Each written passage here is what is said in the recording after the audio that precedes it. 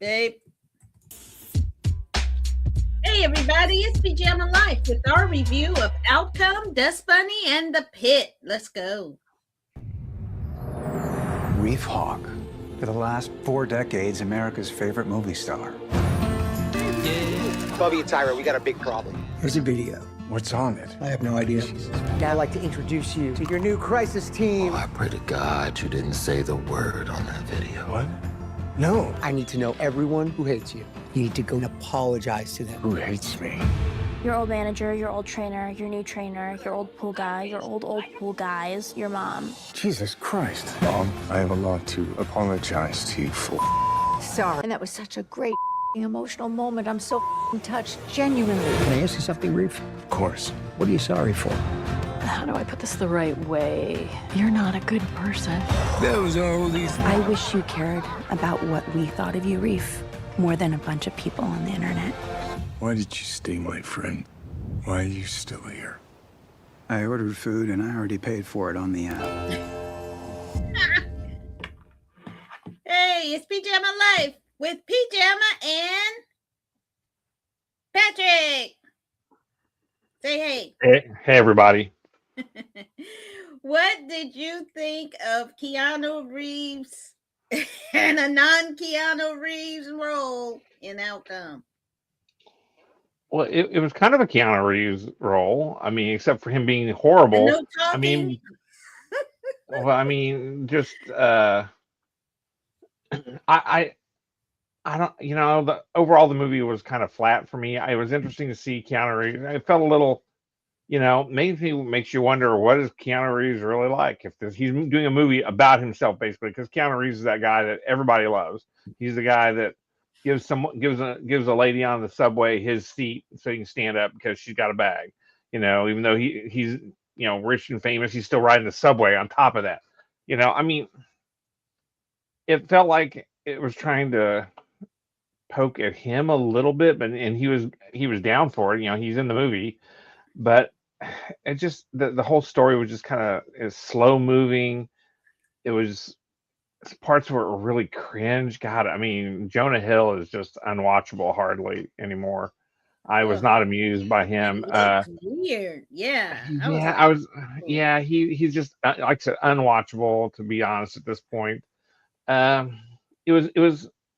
I think it was more about him, about Jonah Hill. It was a good commentary on, the whole media, how people that live in that spotlight have to manage that. It just sounded terrible. If anything, it made me feel a little bad for Keanu Reeves in real world, because I suspect that's like that.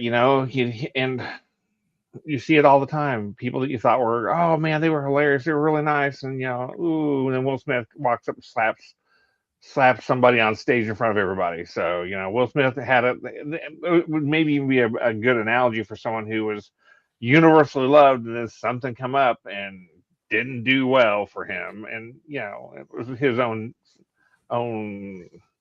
choice, fault. I guess, his own choice to go up there and smack Chris Rock in front of God and everybody, but here we are. So, it was okay. I like watching, I had a lot of people I wanted to see. Jonah Hill was, like I said, distractingly weird, and I was not digging that, but C minus maybe, if I were grading this. It wasn't great. It wasn't, but it was, if I had anything better to do. You've ever seen, but it wasn't certainly not the best. And No, I thought it was a little masturbatory. Just kind of like, oh, look at us, oh, we're pitiful, oh, we're da-da-da. It's like, come on. And I think it was, but see, I'm old enough, you're old enough to remember Keanu Reeves' River Phoenix days when they were wilding. So some of that, and River Phoenix was into heroin and into hard drugs, and they were partying and they were best friends, and he was in that. So, he's quite cleaned up from back in the days. And, but I think the powerful scene was his fight with his two best friends. I think that was probably the best scene in the whole movie. And it was good to see Drew Barrymore. For those too young to remember, she had a lot of troubles at a very young age because of a trifling mother who partied with her literally at Studio 54. And she, thank God, came back because she was out there on hard drugs too. So it's good to see, the transformation of these people, but it's also there's PR teams, as well, who craft these images that are seemingly impossible to live up to. So in that sense, it was really good, but it moved a little slow. And this is Jonah Hill's. I don't think he's had very many. I mean, he directed it. And it looked like he wanted to be the star. You know what I mean? I was like, dude. So it was okay. I think I don't want to watch it again and try to figure it out. So it's okay. I'd rather see Keanu Reeves. I think he's trying to transition out of those action roles and maybe take on something more serious. This wasn't it. So hopefully we'll see him in something better. All right, up next, man, this was an interesting one. I don't know what to think. Dust Bunny. Let's take a look. Mads Mikkelsen is always interesting.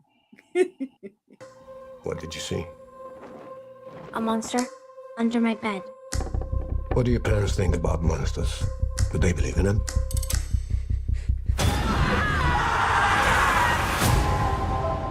Did you know? Is that enough to kill a monster? What makes you think I kill monsters? You seem like you killed all it thinks. A monster didn't need your parents. Those were men. That came to kill me. You're a monster. She believe in you. I know it's real. You think you know? You think you know.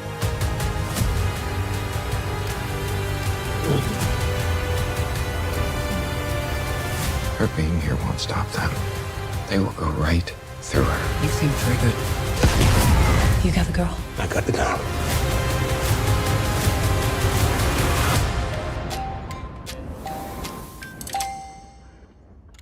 Okay. This is super interesting. It is definitely beautiful to watch. I mean, I think that it is a metaphor for child's anger and rage. And I'm not sure if she really was offered her foster parents or not. I'm not sure. But it reminded me, and Pat, you may remember this. I keep going back to our day, the Max. On MTV, back when they had liquid television, it was an animated show. Max Headroom? No, the Max. No. I guess I didn't. I was not. I watched it. It was just so interesting. And this kind of reminded me of it. So I don't think you take it literally. But I thought it was a beautiful looking fantasy horror kind of movie. But I just thought it was hilarious. Sheila Atim was the FBI agent, and she when she came out of the closet, just started shooting. That was hilarious. But Mads Mikkelsen is always doing something interesting. Besides his Marvel movies, he's done a lot of interesting kind of sci-fi things and horror. And so I really enjoy. I just thought it was super interesting and something very different. What do you think, Pat? Oh, I love this. I thought this was good. Oh my goodness. this was delightful. This was like you had analogies for what you thought it was like. I thought it was like if Sucker Punch and Leon the Professional had a child, and this is what it looked like. Huh. Sucker Punch had that Yeah. fantastical Beautiful kind of thing, movie. and Trash that same kind of sepia tone enriched type of filming. This was really good. And the next door neighbor being the hitman was too much Leon the Professional, but obviously there was a larger age difference between Natalie Portman and the child actor they had on there, and it was really good. I mean, what a wonderful conceit about being, because everybody, the thing is, everybody remembers a point when they were scared of their house or something. There was a shadow, you never knew what the shadow was, and I mean, there's so many different kinds of stories that I've seen. Like, and there's a Doctor Who episode about what if the thing underneath your bed really is something, and they go into that. I mean, because everybody has these things, and it really Or played the on that. floor is lava. You can't touch the floor. If you touch the floor, you're gonna die. Right. I mean, you play. Well, that was just a game, but the being scared of the thing under your bed or the thing in your closet or the thing at the end of the hallway or whatever. I mean, it's just really. I thought it was well done. It was and I liked the way they kind of left an open ending at the end of it too. So the story may not be over. I mean, but I don't. This doesn't feel like something that they're doing for a second one. And I do enjoy stories where they leave an open ending, but they don't make another movie, because then you can do I mean, everything in everybody's imagination is going to be better typically than anything that whoever the director was does. So loved it. Yeah, I was pleasantly surprised. And Mads Mikkelsen, God, he's kind of in everything lately. I mean, he was talking about the science fiction thing. I always think of him as Rogue One. He was the guy who made the Death Star. So there you are. Yep. Shout out to David, who's not here today. That surprise person in it, Sigourney Weaver. Oh my God. I was like, wait a minute now. Now they had her as his mother, but she's gonna be 75 this year. So I'm like, 75. Huh?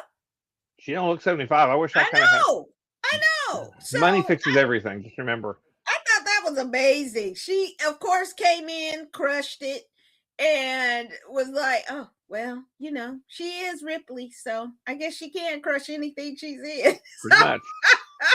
Give her a loader. She's amazing. So definitely, I think we both agree. Oh, yeah. Check out Dust Bunny. Up next is we're going to talk about the Pitt and kind of go over the season and what we thought. So let's take a peek at the Pitt. It may not seem like much, but right now, you being here is the best thing you can do for your patients. Supporting their choices is the most remarkable gift that you can give. We all need help from time to time. Maybe this is the universe's way of telling you it's time to clear the air. I could use a second set of hands.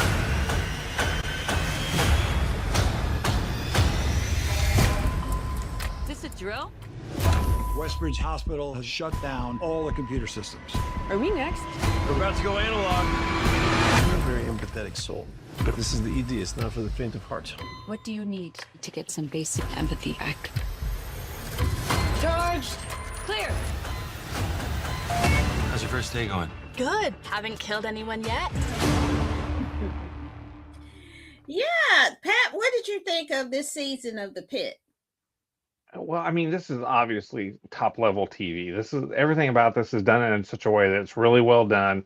Obviously, Noah Wiley has he's probably played a doctor long enough he could be a doctor at this point, except for that. I mean, he just it's interesting to see his progression as the young intern in ER to now he's chief of ER medicine. I love it. I mean, all the characters are well drawn. They've all got their own motivations. You can see it, and they had multiple interesting patients and situations throughout the whole thing, and it wrestled with a really big subject too in the midst of this. And this all happens in literally 24 hours, or not even 12 hours. 12 hours.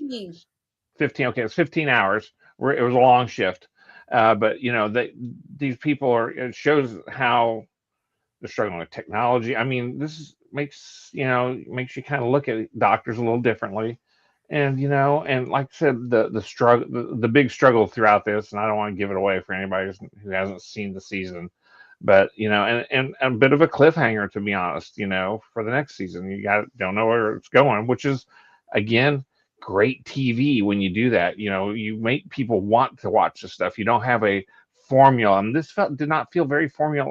I mean, there was people that you hated, there's people that you liked, and some people you start hating and then you like. I mean, really well done. I I love this show. It's totally bingeable. I did like the season, and then I started hearing a bunch of disturbing stuff about this season. And then I had to go back and look at it. Noah Wiley's treatment of women on this show was not great.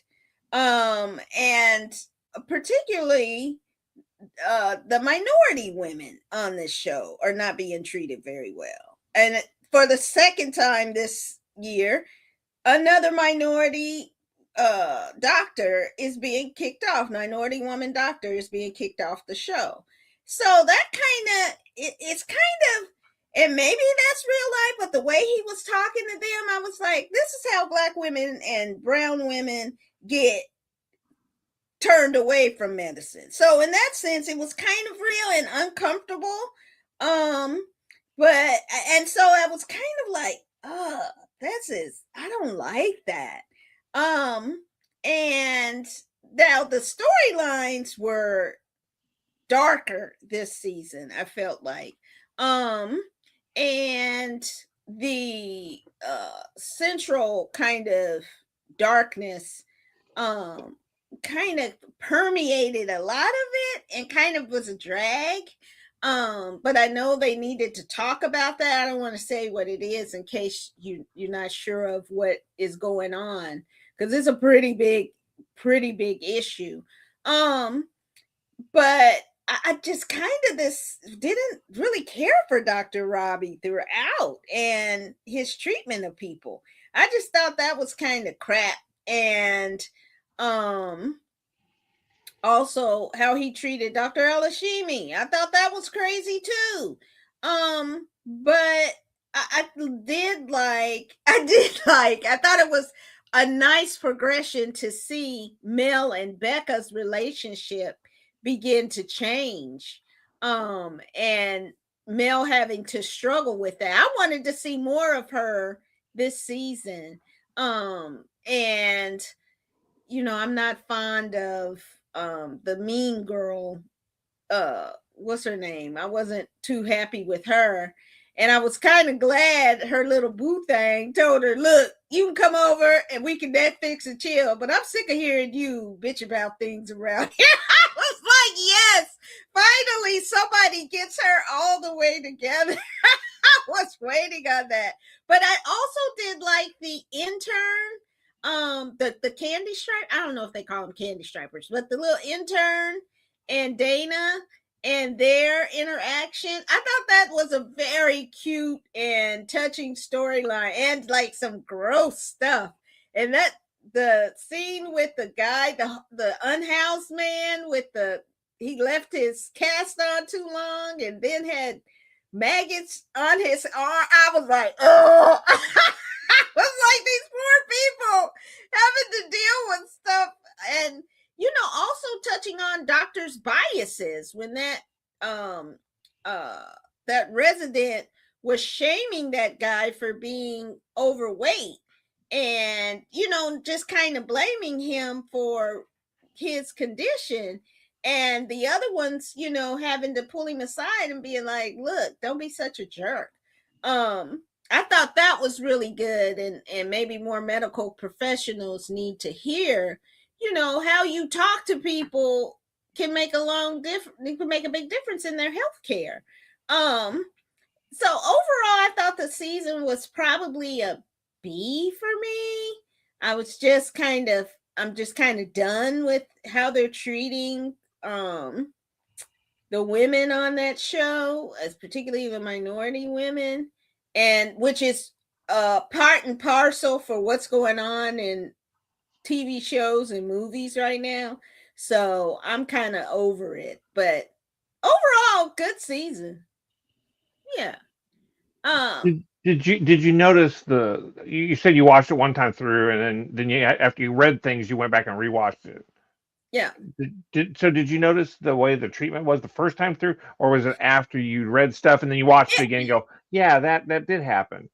Because I I mean, did. it seemed very I did, and it organic the was way they did. kind of like, well, this I get it because of I don't want to say why. Well, yeah, there was But a lot of things going on, and that's kind of what I was about the point I was going to make is that yeah, but then I yes, was like, there are other stuff about him historically in his acting roles that it's a problem. oh well, Um, I and so I was like, ooh, this but guy without might be knowing problematic. but without knowing that back information, a lot of it felt very organic the way that happened because of what was going on with him, what was going on with people in the storyline, not necessarily in any individual, but like the storyline with his the next who was going to cover for him while he was out. I can't Dr. Alice Sheedy, and she was concealing something that was very bad that could possibly affect someone's life, and her not going about it, and him trying to get her to do stuff with it, and then she didn't want to do anything. He had to kind of get to be a bit of a jerk because that's the way it works, I guess, in the real world.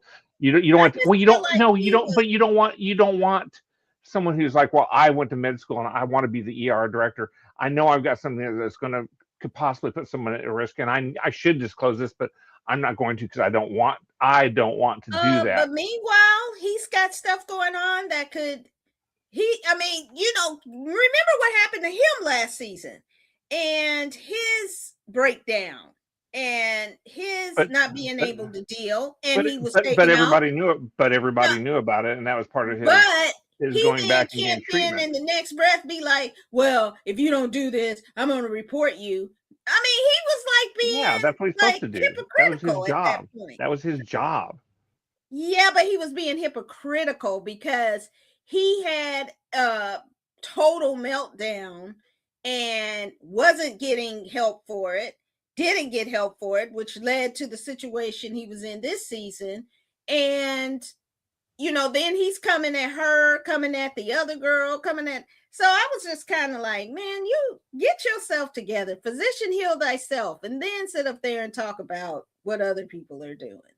So that's how I felt about it. I was just kind of like, Well, like I said, I was just wondering because because I only watched it one time. I didn't yeah. rewatch it, and I didn't notice it per se because I'm not a woman and I'm not a woman of color, and I don't. So maybe I'm not as sensitive to it as you were because you've been in these situations, I suspect, Yeah. and I've never have been. So maybe it's a little bit more noticeable to you than it is to me.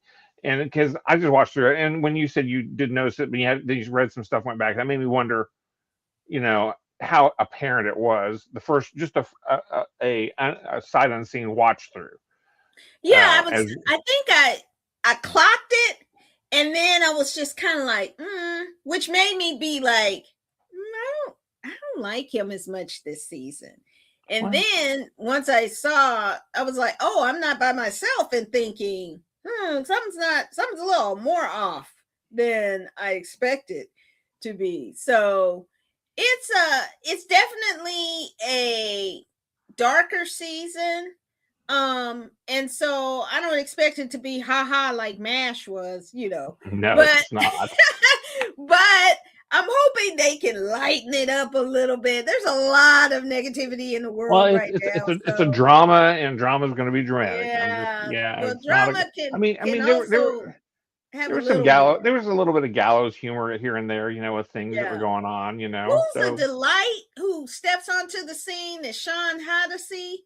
I don't know if I'm saying his last name, his best friend and other okay. attending. And I was hoping, even though they said they wouldn't, that they would make the Pitt or after hours, the overnight shift, and do No, a show that'd with be fun. those doctors. Oh, I love all of them. They are just, all of them are so super cool. And I would love, love, love to see a series, but he ain't gonna do that because the focus wouldn't be on him. So I hope that we see more of the night crawlers, he calls them. And that really was a great part of the series. But it'll be back for season 3 of the Pitt. I don't know if I'll be there. I don't know if I'm gonna be watching it, but we'll see. But go and check out some of the discussion about Noah Wiley and the show and some other things. I think it's a really interesting take on him and the show. All right. Well, that is it. Next week, we will be checking out Untold Chessmates on Netflix about a chess prodigy and a rival in the world of chess. It's a documentary that's very interesting. The series, Guy Ritchie's another series on young Sherlock. I think he just loves Sherlock Holmes. So this series has its stamp, and he's directed several episodes of it. And we might watch, or if I can find a movie, or maybe talk about Michael Jackson's movie. I don't know. But Imperfect Women on Apple TV. Pat, any final words you got for us? Not today. Just everybody get out there, enjoy the weather, what you got, whatever it is. Yeah, if you can believe it'll be May next week. Wow, we're about halfway through the year already. Yeesh. So much going on. But definitely get some vitamin D by going out in the sunshine and having a good time. And congrats to Virginia for standing up to tyranny. And we'll see you next time. Take care. Bye.